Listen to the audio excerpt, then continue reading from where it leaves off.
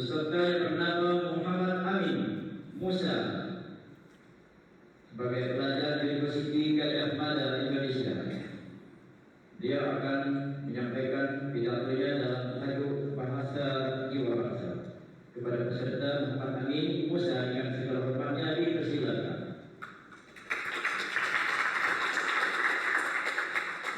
Untuk persiapan seterusnya, peserta yang bernama Arifin Uban Sin Muhammad Ali.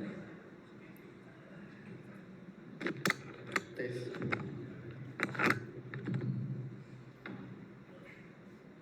Tes.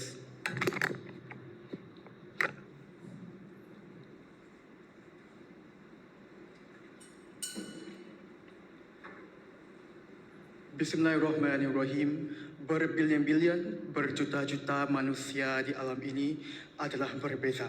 Tetapi kita mempunyai satu persamaan yang sama. Apakah itu? Ya, yaitu budaya berbahasa. Baik budaya lisan maupun budaya tulisan yang tidak boleh pupuk dengan secara penggunaan bahasa di dalamnya. Salam sejahtera, salam satu rumpun Melayu Nusantara.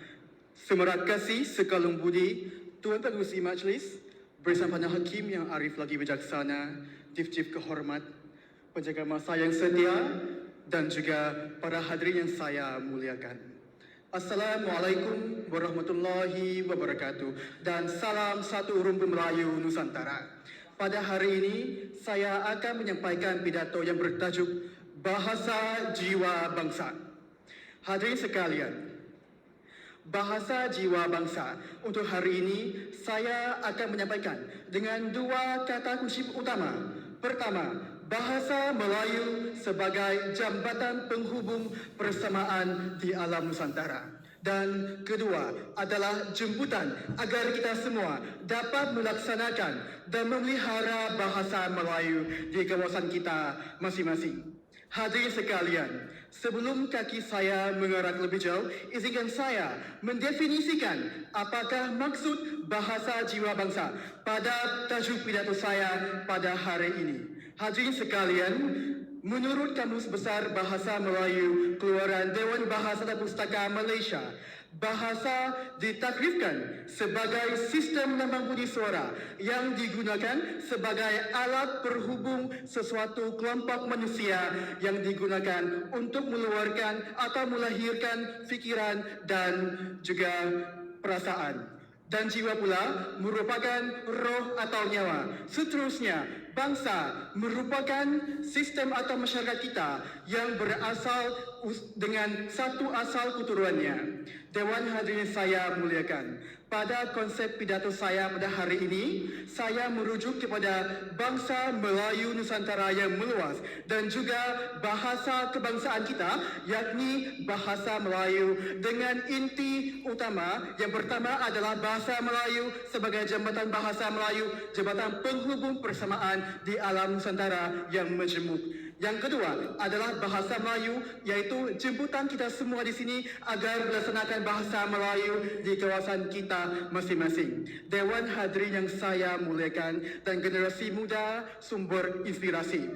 Kata kunci saya pertama, bicara pertama sebagai bahasa Melayu jembatan penghubung persamaan di dunia Melayu Nusantara.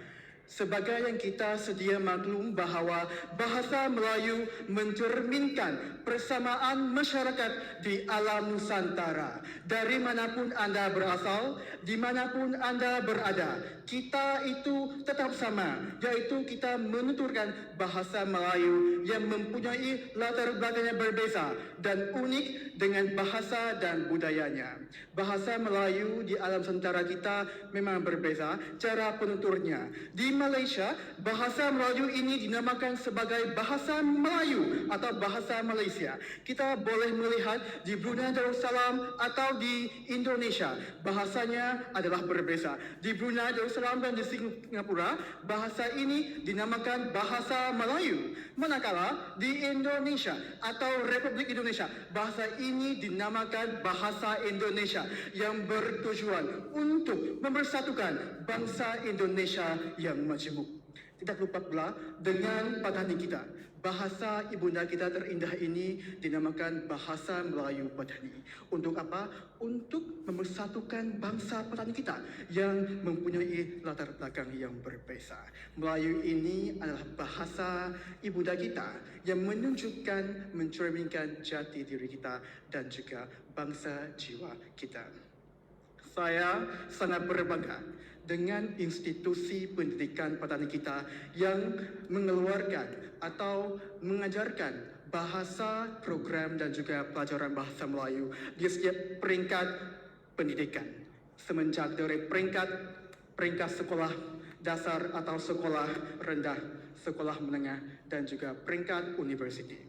Saya berbangga dengan Universiti Fatani, Universiti Raja Padilla dan juga termasuk Universiti Songkran Negeri yang memainkan peran penting dalam melahirkan graduan bahasa Melayu cemerlang untuk bangsa kita, untuk generasi masa hadapan bangsa Melayu kita semua.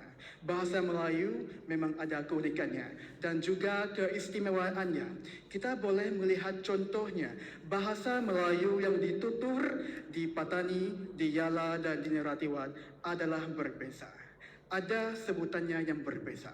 Bahasa Melayu yang digunakan di Malaysia dan di Indonesia, bahagian barat ke timur, bahagian utara ke selatan, memang ada sebutan yang berbeza. Tetapi ini bukan masalah. Ini adalah keunikan dan keistimewaan bahasa Melayu yang berada di alam Melayu Nusantara kita. Ayo kita tepuk tangan gemuruh untuk bahasa Melayu kita yang unik dan istimewa dengan bahasa dan budayanya. Hadirin sekalian, kata kunci saya kedua, saya akan jemput anda sekalian di sini menjaga memelihara bahasa Melayu di kawasan kita masing-masing. Siapapun anda, dari manapun anda berasal, kita memang masih boleh tetap mengekalkan bahasa Melayu di kawasan kita masing-masing. Anda setiap orang biasa, tidak mengapa. Kita boleh menjaga, mengekalkan bahasa Melayu di kawasan kita masing-masing. Kerosakan generasi muda yang jarangnya menggunakan dan bercakapnya bahasa Melayu adalah salah satu cabaran yang perlu diutamakan untuk dikekalkan. Bagaimana?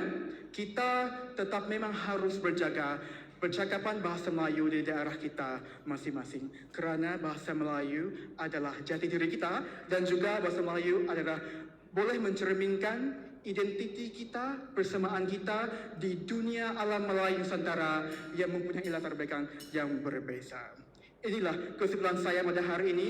Bahasa Melayu adalah jambatan penghubung persamaan di dunia alam Nusantara. Dan bahasa Melayu juga boleh dipelihara atau dilaksanakan oleh rakyat masyarakat Melayu petani kita semua. Sekian, wabillahi taufiq wal hidayah. Wassalamualaikum warahmatullahi wabarakatuh.